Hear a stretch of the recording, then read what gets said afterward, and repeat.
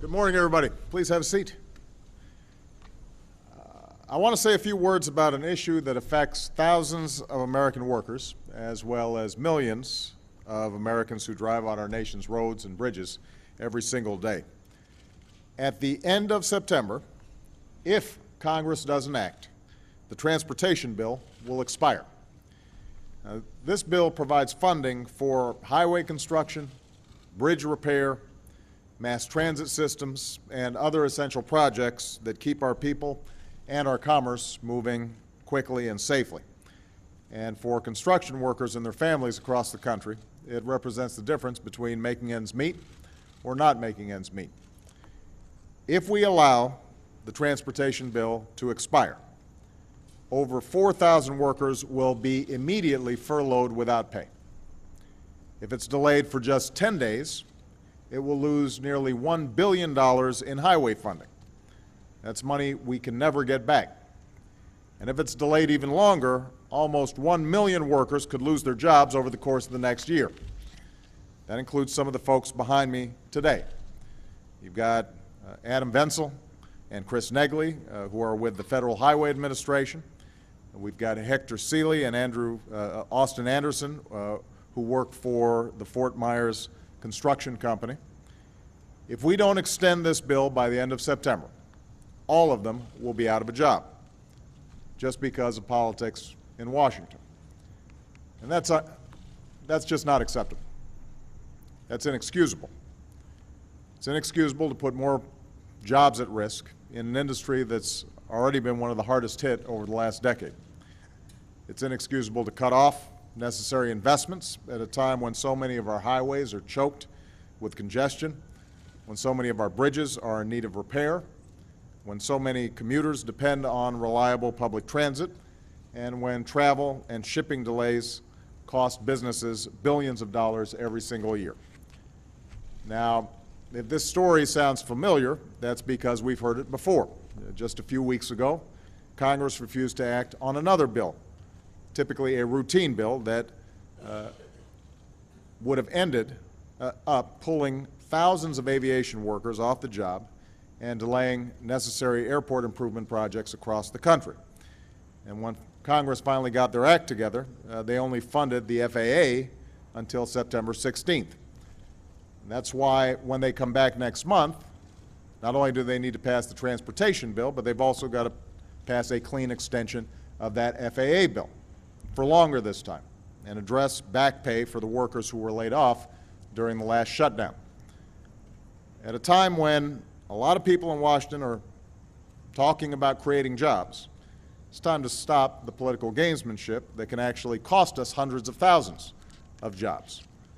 This should not be a Democratic issue or a Republican issue. This transportation bill has been renewed 7 times in the last 2 years alone. That's why my Secretary of Transportation, Ray LaHood, a Republican, is with me today, along with David Chevron from the Chamber of Commerce, and Rich Trumka of the AFL-CIO, 2 organizations who don't always see eye to eye on things, because they agree on how important it is for our economy that Congress act now.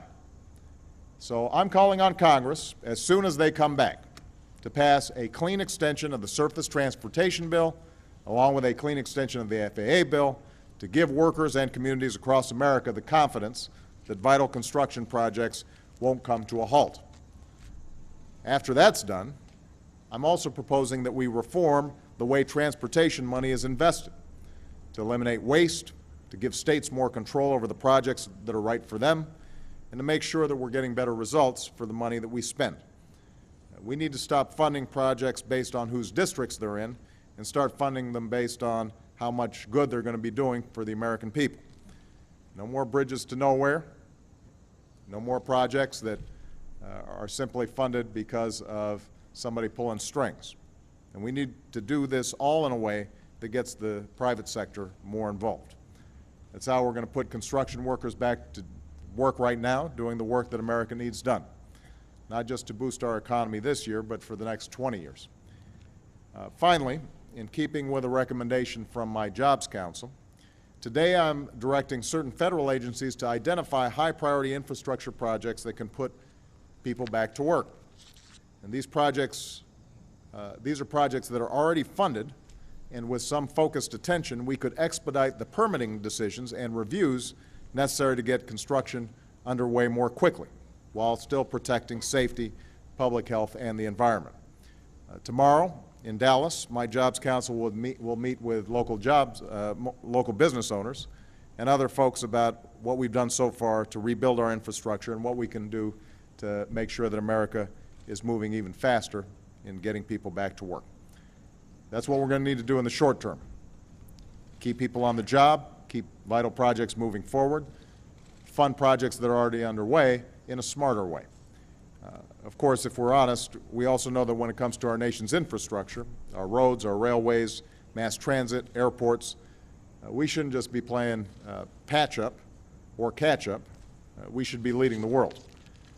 10 years ago, our nation's infrastructure was ranked 6th globally. Today, it's 23rd. We invest half as much in our infrastructure as we did 50 years ago, with more than 1.5 the number of people. Everybody can see the consequences. And that's unacceptable for a nation that's always dreamed big and built big, from transcontinental railroads to the interstate highway system.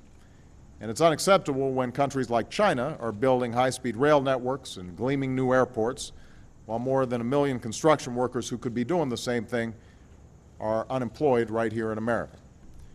And so when Congress is back next week, in addition to passing these clean extensions to prevent any halt on existing work, we're going to have a serious conversation in this country about making real, lasting investments in our infrastructure, from better ports to a smarter electric grid, from high-speed internet to high-speed rail.